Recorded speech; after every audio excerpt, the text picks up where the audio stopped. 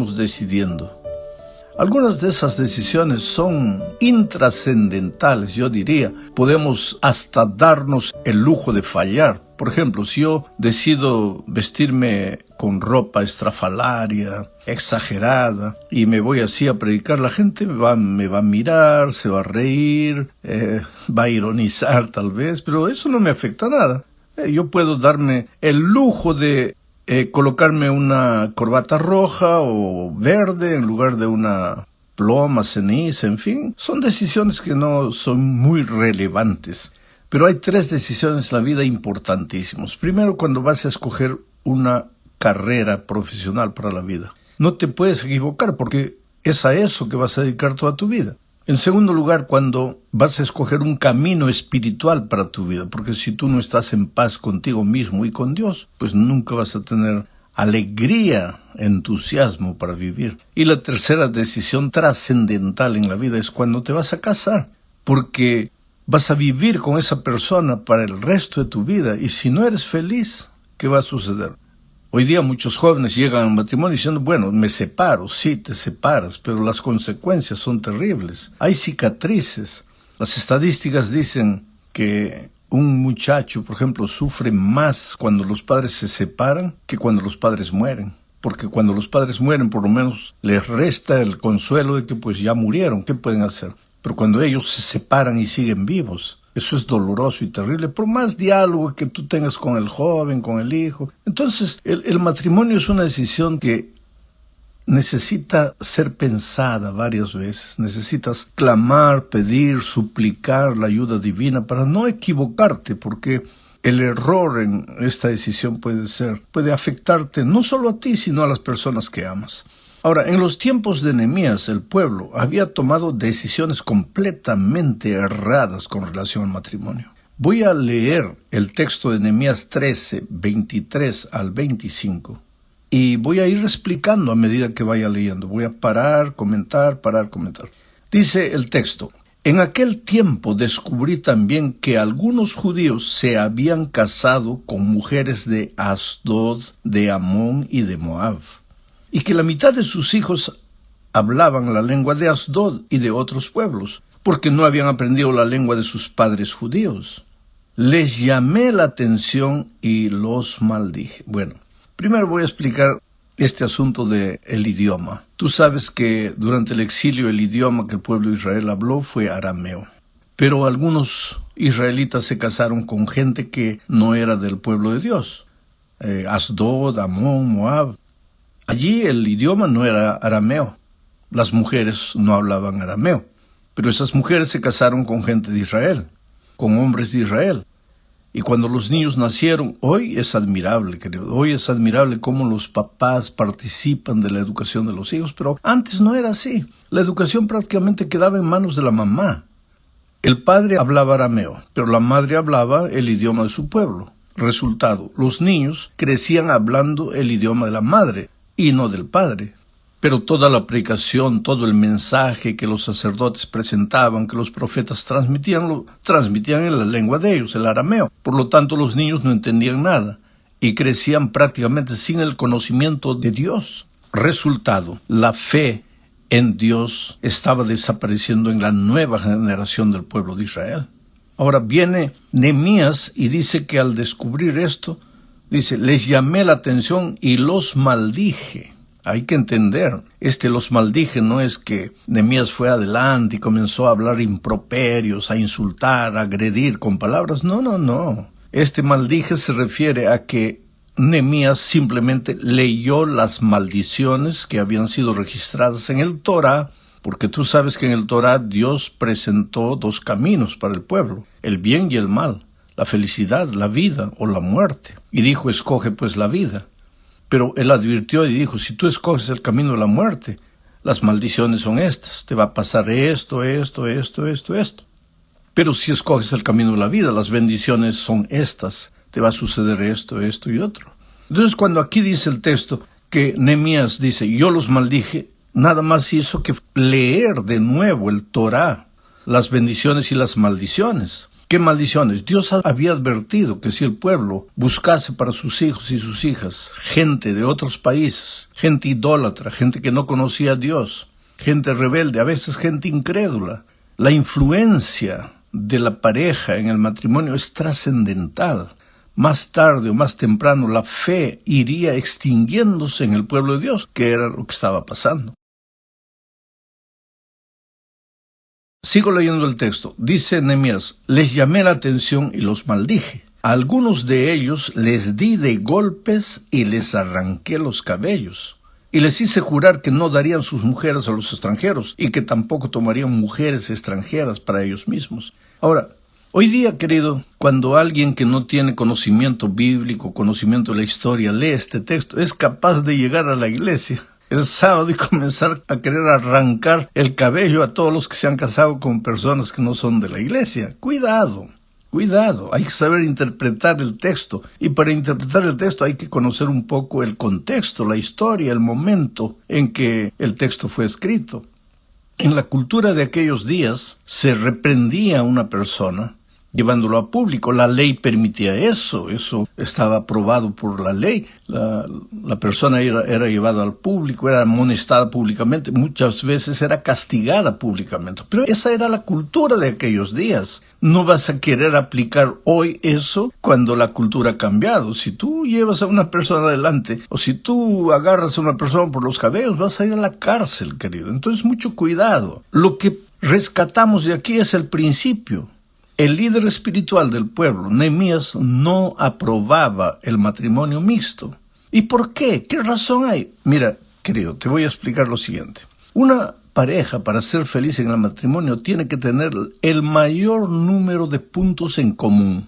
Mejor si vienen del mismo pueblo, de la misma raza, de la misma cultura, del mismo estrato social, de la misma región, porque come la misma comida, habla la misma lengua, tiene los mismos conceptos, y principalmente es bueno casarse con alguien que tenga la misma fe que tú. Ahora, asimismo, teniendo el mayor número de puntos en común, no es fácil la convivencia. Hay puntos de vista diferentes, cada uno tiene una opinión, pero cuando hay principios generales para la familia es más fácil convivir, a pesar de las dificultades. Ahora, cuando no hay puntos en común, la convivencia, no digo que sea imposible, pero es mucho más difícil. Es mucho más fácil que discutas, porque en la luna de miel todo es lindo, pues besito, besito, abrazo. Pero ¿y cuando pasó la luna de miel? Cuando caes en la realidad y ves cómo tienes dos mundos diferentes, y cuando vienen los hijos, ¿qué les vas a enseñar? ¿Lo que el papá cree o lo que la mamá cree? Y ahí te vas a complicar la vida.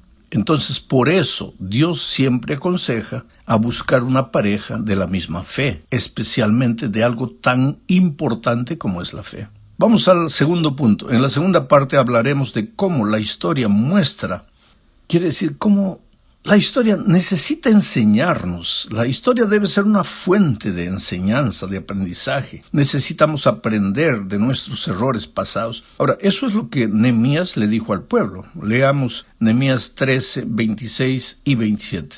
Les dije, ¿acaso no fue este el pecado de Salomón, rey de Israel? ¿Qué pecado? Es que Salomón, con toda la sabiduría que tenía, pues se casó con mujeres paganas. ¿Y qué pasó? La propia fe de Salomón fue debilitándose hasta caer en una apostasía completa. Gracias a Dios que Salomón se levantó y volvió, pero hay muchos que se van y nunca regresan. Entonces Nehemías le recuerda al pueblo y le dice, ¿acaso no fue este el pecado de Salomón, rey de Israel? Aunque Salomón fue amado por Dios y Dios le puso como rey de Israel, de los israelitas, y en muchos países no hubo un rey que se le pudiera comparar, aún Salomón pecó por culpa de las mujeres extranjeras. ¿Creen que vamos a permitir que ustedes sigan cometiendo este gran pecado contra nuestro Dios, de que sigan casándose con mujeres extranjeras? Es que la experiencia ha demostrado que, con excepciones, y hay buenas excepciones, hay lindas excepciones. Yo tengo 2 sobrinos que conquistaron con las cuerdas maravillosas del amor el corazón de 2 bellas chicas que vinieron a la iglesia, se bautizaron. Yo puedo decir sin dudas a equivocarme, en toda la familia, que somos casi 90 personas, esas 2 niñas Y si me están oyendo, saben que me estoy refiriendo a ustedes dos. Esas dos niñas son las más cristianas, las más sinceras. Yo admiro la fe de ellas. Y no nacieron en la iglesia, sino que fueron traídos al conocimiento de la palabra de Dios, pero con raras excepciones como estas y otras que hay por ahí. Generalmente el matrimonio mixto hace que la fe se deteriore y muchas hijas de Dios salgan de la iglesia y muchos hijos también. Entonces hay que tener cuidado. Esto no es capricho divino, es que Dios sabe todo, Dios te ama, Dios quiere que seas feliz, pero a veces sabes que llevado ni siquiera por el amor, sino por la pasión, eres capaz de olvidarte de Dios, olvidarte de sus consejos, de sus principios, tomas la rienda de tu vida en tus propias manos y solo te haces sufrir. En la tercera parte de este estudio veremos la reacción de Esdras, ya no de Nehemías, ahora es de Esdras, delante del mismo problema de los matrimonios mixtos.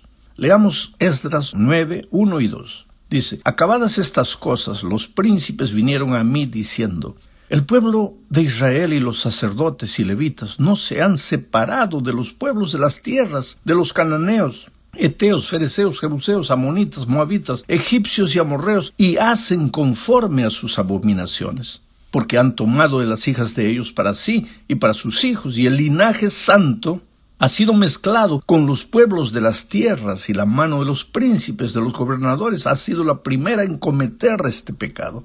Tú te das cuenta de la situación en el tiempo de Nehemías, de Esdras. Los líderes que deberían dar el ejemplo eran los primeros en estar buscando esposas entre gente que no conocía a Dios. Ahora, el problema aquí no es nacionalismo. No es que el israelita tenía que casarse con israelita, que el peruano con peruano, el alemán con... No se trata de eso. Se trata de la contaminación espiritual. Se trata de la idolatría que a través de gente extranjera entraba al pueblo de Dios. Hoy día ni deberíamos hablar de países, hoy día deberíamos hablar es del pueblo de Dios. El pueblo de Dios que ama a Jesús, quiere andar en sus caminos, tiene principios eternos que están concentrados en la santa ley de Dios. Ahora te casas con una persona que se ríe de esos principios, se ríe de la iglesia, se ríe del evangelio, se ríe del mensaje, no le importa nada. Claro que para conquistarte, dice que todo va a ser lindo, que te va a respetar, pero una vez casado vas a ver el dolor y el sufrimiento. Entonces Dios te ama, Dios quiere que seas feliz y no permite. Y este era el problema en los tiempos de Esdras.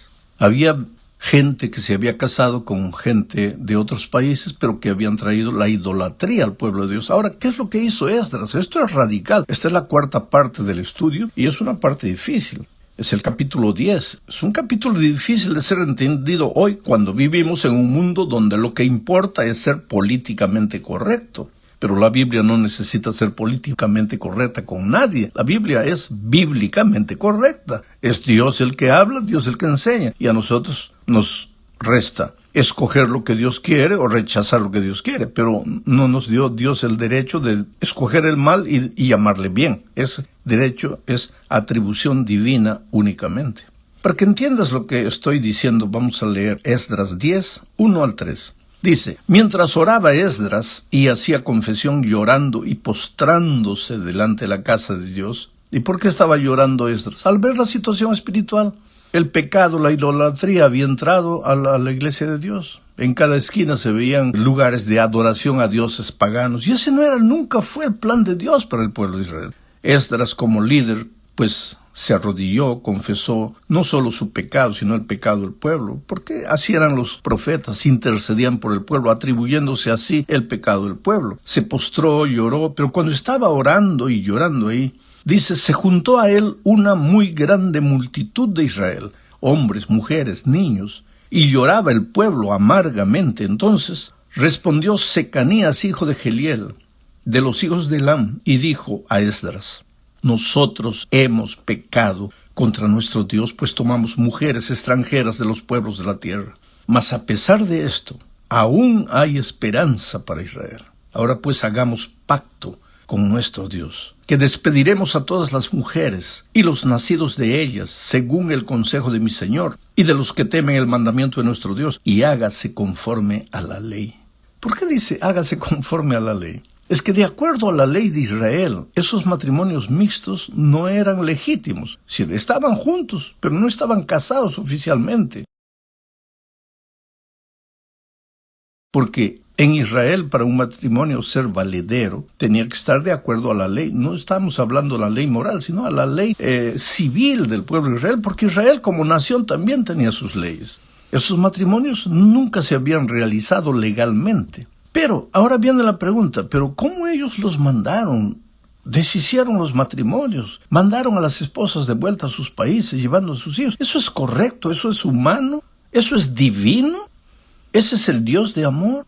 Este es un asunto interesante para ser discutido, querido. Pero vuelvo a repetir, hay que entender todo desde la perspectiva del momento en que el texto se escribió. La cultura era diferente en aquellos días y habían leyes que si alguien tenía un hijo con una señora y ese matrimonio se deshacía, pues esa mujer no quedaba desamparada, ese hijo no quedaba desamparado. El hombre, hasta que muriera, era responsable por la manutención, la sobrevivencia de la mujer y del hijo.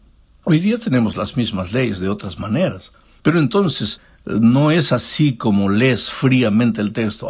Entonces el fanatismo entró, cegó los ojos de los líderes y rompieron los matrimonios y mandaron a las mujeres de vuelta con su hijo. No es así. Eran medidas que tenían sentido en aquel contexto que hoy tal vez no tengan mucho sentido. Ahora, si quieres saber lo que Dios piensa hoy de su pueblo, tenemos que ir al Nuevo Testamento. Y mira lo que dice 1 Corintios 7, 10 al 14 o hasta el 16. Ahí Pablo escribe y dice, pero a los que están unidos en matrimonio, mando, no yo, sino el Señor. Quiere decir que a veces Pablo escribía opiniones personales. Pero él dice aquí, mando, no yo, sino el Señor, que la mujer no se separe del marido. Y si se separa, quédese sin casar, o reconcíliese con su marido, y que el marido no abandone a la mujer. Y a los demás yo digo, no el Señor. Ahora está dando una opinión personal.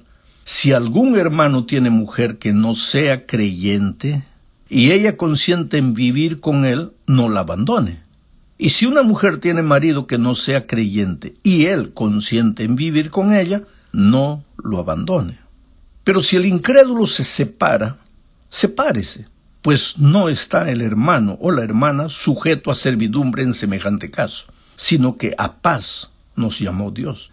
Porque ¿qué sabes tú, oh mujer, si quizá harás salvo a tu marido? ¿O qué sabes tú, oh marido, si quizá harás salva a tu mujer? ¿Qué es lo que Pablo está diciendo aquí? Que un hermano o una hermana que se casaron con personas incrédulas, por su vida entregada al Señor, pueden ser herramientas para traer a esos cónyuges al reino de Dios. La vida del cristiano tiene que ser una inspiración primero en el hogar. Si el esposo es creyente y la esposa no, pero el esposo tiene el carácter de Jesucristo, claro que esa esposa va a querer ser como el esposo y va a venir a Jesús. Pero si el esposo solo sabe doctrina, es un tipo radical, fanático, intransigente, es un esposo nervioso que grita, que habla improperios y después quiere traer a la esposa a la iglesia, ¿cómo lo vas a traer? Nunca, jamás. El argumento para traer un cónyuge a la iglesia no es la doctrina, es la vida. Tu vida tiene que ser una vida de inspiración. Tu vida tiene que hacer pensar al cónyuge. Él tiene que decir, yo estoy casado con una persona diferente. Yo quiero ser como esta persona. Y entonces tú vas a ver las maravillas que Dios hace en la vida de los cónyuges. Yo conozco una persona cuyo esposo no era de la iglesia. Ella siempre me buscaba y decía, pastor, ore por mi esposo, ore por mi esposo. Un día hasta yo lo visité, pero él no me quiso recibir. Un hombre duro, malo. Pero pasaron años y un día ella vino, pastor, mi esposo está en la iglesia, se bautizó. Le digo, ¿cómo sucedió eso? Me dice, pastor, es que durante 20 años yo le hablaba todos los días a mi esposo acerca de Jesús y él no quería nada. Pero el último año cambié. En lugar de hablarle a mi esposo de Jesús, empecé a hablar a Jesús todos los días acerca de mi esposo y él se convirtió. Es que lo que los argumentos no pueden hacer,